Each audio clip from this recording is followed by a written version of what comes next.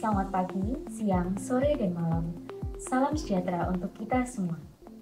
Yang terhormat Bapak Ibu Dewan Penguji, Ibu Aprilia Beta Swandi, selaku dosen pembimbing skripsi saya, terima kasih atas kesempatan yang telah diberikan kepada saya, Nadine Larasati Hartanto, hingga pada hari ini saya dapat mempresentasikan skripsi saya yang berjudul Pengaruh Pengungkapan Laporan Keberlanjutan terhadap Kinerja Keuangan Perusahaan Publik. Studi terhadap perusahaan publik di kawasan ASEAN tahun 2020 hingga 2021. Bagian pertama, pendahuluan. Skripsi ini dilatar belakangi oleh maraknya isu ESG yang kini menjadi perhatian publik terhadap penilaian kinerja perusahaan. Perusahaan diminta tidak hanya mementingkan keuntungannya saja, tetapi juga memperhatikan dampak aktivitas bisnisnya terhadap lingkungan dan sosial. Kinerja keberlanjutan ini diungkapkan perusahaan melalui laporan keberlanjutan.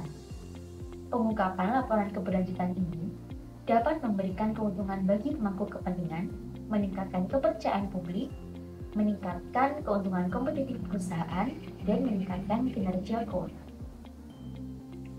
Namun demikian, menurut Najul Laskar, kesadaran pelaporan keuangan di negara-negara berkembang seperti Indonesia masih relatif rendah jika dibandingkan dengan pelaporan keberlanjutan di negara maju seperti Korea Selatan dan Jepang. Dalam konteks ASEAN, tingkat pengungkapan laporan keberlanjutan ini juga masih relatif rendah, terutama karena sebagian besar negara-negara di ASEAN merupakan negara-negara berkembang.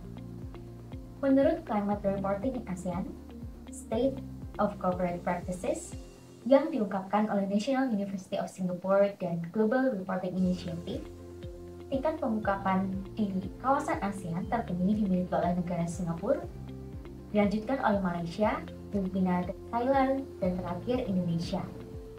Urutan yang sama juga ditemukan dalam aspek penilaian pengungkapan kinerja keberlanjutan di kawasan ASEAN dalam laporan Corporate Sustainability in ASEAN. Dari grafik tersebut didapati adanya kesenjangan pelaporan keberlanjutan di kawasan ASEAN, di mana negara Singapura dan Malaysia cenderung memiliki tingkat pengungkapan yang lebih tinggi dibandingkan negara-negara lainnya seperti Thailand, Filipina, dan Indonesia.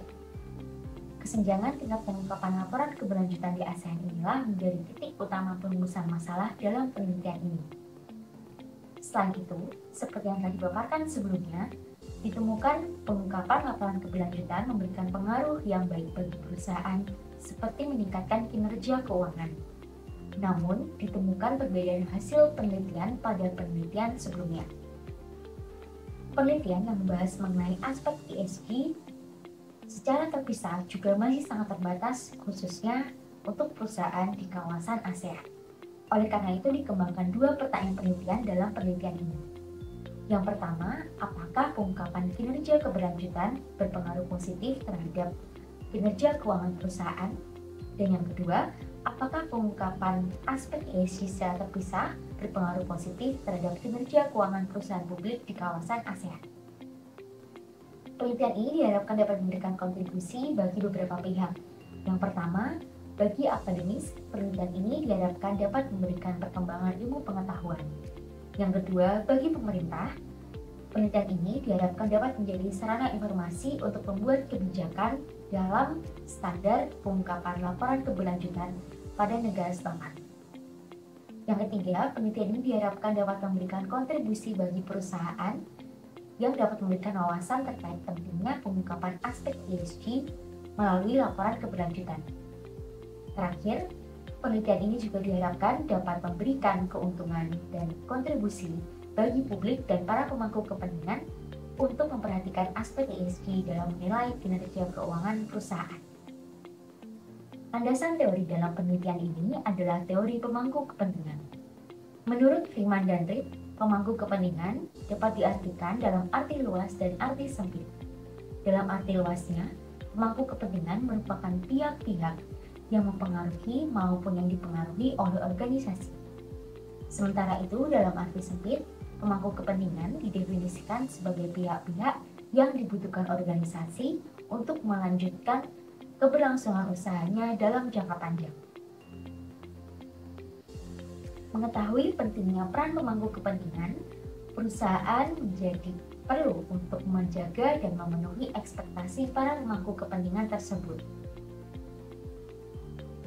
Dengan demikian, perusahaan dapat mempertahankan para pemangku kepentingan dalam mendukung aktivitas usahanya dalam jangka panjang.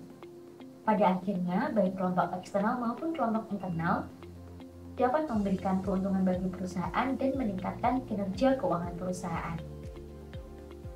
Landasan teori selanjutnya mengenai laporan keberlanjutan. Laporan keberlanjutan berisi informasi spesifik berkaitan dengan misi perusahaan terhadap bisnis yang berkelanjutan. Laporan keberlanjutan umumnya disusun berdasarkan aturan atau panduan yang berlaku di negara setempat atau menyesuaikan dengan panduan global yang disampaikan oleh GRI melalui standar GRU.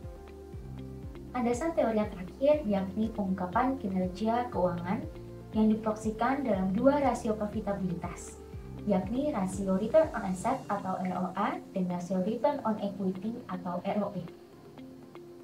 ROA merupakan proporsi kembalian perusahaan atau proporsi keuntungan perusahaan yang diperoleh dari aset totalnya.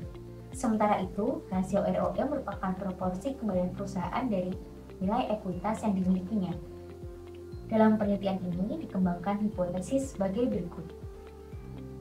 Hipotesis pertama menjelaskan pengungkapan laporan keberlanjutan berpengaruh positif terhadap kinerja keuangan perusahaan. Hipotesis 2A, 2B, dan 2C menjelaskan pengungkapan masing-masing aspek ESG secara terpisah berpengaruh positif terhadap kinerja keuangan perusahaan. Dalam penelitian ini digunakan 5 variabel kontrol, yakni leverage, usia perusahaan, ukuran perusahaan, sektor, dan GDP negara. Metode dalam penelitian ini adalah hypothesis testing research untuk menguji kausalitas variabel dependen dengan variabel independen. Pendekatan kuantitatif dilakukan dengan pengumpulan data sekunder. Pada penelitian ini digunakan dua variabel dependen, yakni ROA dan ROE dengan rumus yang tertera pada layar. Variabel independen menggunakan ESG score dan masing-masing aspek dari ESG score yaitu environmental score, social score, dan governance score. Populasi dari penelitian ini adalah perusahaan-perusahaan publik di kawasan ASEAN. Namun dari 11 negara yang ada di kawasan ASEAN diambil 5 negara yakni Indonesia, Filipina, Thailand, Malaysia, dan Singapura. Sampel yang diambil dari kelima negara tersebut harus memenuhi kriteria sebagai berikut. Berdasarkan pengolahan data yang dilakukan oleh peneliti, didapati 345 perusahaan yang telah memenuhi kriteria. Dari 345 perusahaan tersebut, didapati 40 perusahaan berasal dari Indonesia, 70 perusahaan di Malaysia, 28 perusahaan di Filipina, 81 perusahaan di Singapura, dan 126 perusahaan di Thailand. Analisis data dalam metode penelitian ini yakni menggunakan statistika deskriptif, uji asumsi klasik, selanjutnya dilakukan analisis regresi berdasarkan 4 model berikut. Dua model pertama tergabung dalam grup pertama untuk membuktikan hipotesis 1, dua grup terakhir tergabung dalam grup kedua untuk membuktikan hipotesis kedua. Terakhir dilakukan pengujian hipotesis, yakni menggunakan uji statistik F, uji statistik T, dan uji koefisien R kuadrat. Berdasarkan pengolahan data yang dilakukan, ditemukan beberapa outlier atau nilai-nilai yang ekstrem yang perlu dieliminasi karena dapat berisiko mendistorsi model regresi. Berdasarkan pengolahan tersebut didapati dari sampel awal sejumlah 690 menjadi 555 sampel yang digunakan dan diobservasi dalam penelitian ini. Berikut merupakan hasil pengujian statistika deskriptif. Uji asumsi klasik yang pertama merupakan uji normalitas. Keempat model regresi tersebut memiliki nilai signifikansi di atas 0,05 sehingga dapat dikatakan bahwa data dalam penelitian ini telah terdistribusi secara normal. Pengujian asumsi klasik selanjutnya adalah uji multikolinearitas.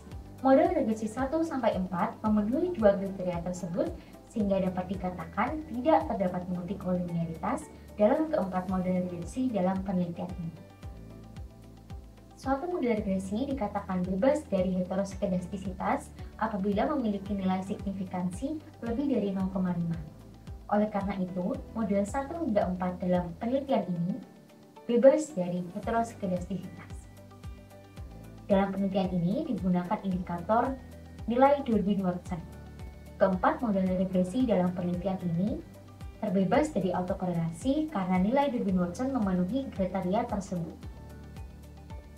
Berikut merupakan hasil pengujian hipotesis. Pada model pertama dan kedua, pengungkapan kinerja keberlanjutan atau yang diwakilkan dengan nilai gabungan ketiga aspek ESG tidak berpengaruh positif baik terhadap ROA maupun ROE. Sementara itu pada model ketiga disimpulkan hasil yang bervariasi.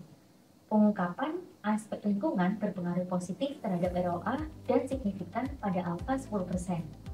Sementara itu, pengungkapan aspek sosial tidak berpengaruh positif terhadap ROA dan pengungkapan aspek governance tidak berpengaruh positif terhadap ROA atau berpengaruh secara negatif dan signifikan pada alfa 5%. Pada model keempat ditemukan bahwa pengungkapan masing-masing aspek ESG tidak berpengaruh positif.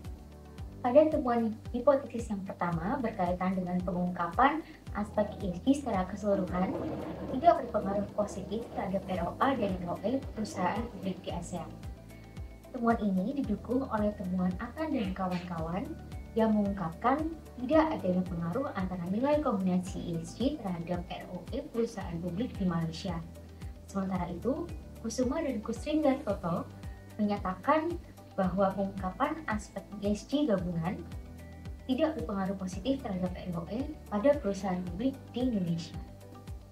Temuan hipotesis yang kedua berkaitan dengan pengungkapan aspek lingkungan berpengaruh positif hanya terhadap ROA saja.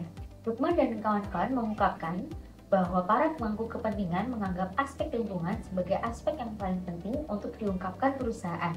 Sementara itu, menurut Lukman dan kawan-kawan, pengungkapan aspek lingkungan mempengaruhi citra perusahaan secara positif. Temuan penelitian yang ketiga mengenai pengungkapan aspek sosial tidak berpengaruh baik terhadap ROA maupun ROE. Menurut Atan dan kawan-kawan, pengungkapan aspek sosial hanya berpengaruh positif dalam jangka panjang. Sementara itu, menurut Lukman dan kawan-kawan, pengungkapan sosial tidak berpengaruh terhadap ROE karena perusahaan tidak memiliki informasi yang memadai mengenai pertanggungjawaban sosialnya dan para pemangku kepentingan lebih mengandalkan pihak ketiga terkait aspek tersebut.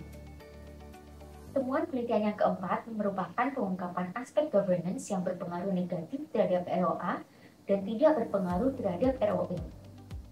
Menurut Khandan Liu dan Lim Jaya dan kawan-kawan, terdapat biaya aktivitas praktik corporate governance yang sangat tinggi yang membebani keuangan perusahaan. Sementara itu, menurut Atan dan kawan-kawan, aspek governance yang diungkapkan oleh perusahaan masih sangat rendah. Dan menurut Bualai, pengungkapan aspek governance berpengaruh negatif terhadap ROA karena membebani dan menurunkan efisiensi aset. Dan juga menurut Bualai, pengungkapan governance cenderung lebih tinggi pada perusahaan di negara-negara dengan tata kelola dan GDP yang tinggi. Bagian yang terakhir yakni kesimpulan dan saran. Berdasarkan hasil pengujian sebelumnya, disimpulkan bahwa pengungkapan aspek ESG gabungan atau pengungkapan laporan keberlanjutan tidak berpengaruh positif terhadap ROA dan ROE perusahaan publik di ASEAN. Ini dapat dikarenakan rendahnya kesadaran terhadap pengungkapan aspek ESG secara keseluruhan di kawasan ASEAN. Pada hipotesis yang kedua, ditemukan hasil yang bervariasi. Pengungkapan aspek lingkungan berpengaruh positif terhadap ROA saja. Sementara itu, pengungkapan aspek sosial tidak berpengaruh positif baik terhadap ROA maupun ROE, dan pengungkapan aspek governance berpengaruh negatif terhadap ROA dan tidak berpengaruh terhadap ROE, sehingga dapat disimpulkan bahwa pengungkapan aspek sosial dan governance tidak berpengaruh positif baik terhadap ROA maupun terhadap ROE. Demikian presentasi yang saya sampaikan. Terima kasih atas waktu dan perhatiannya.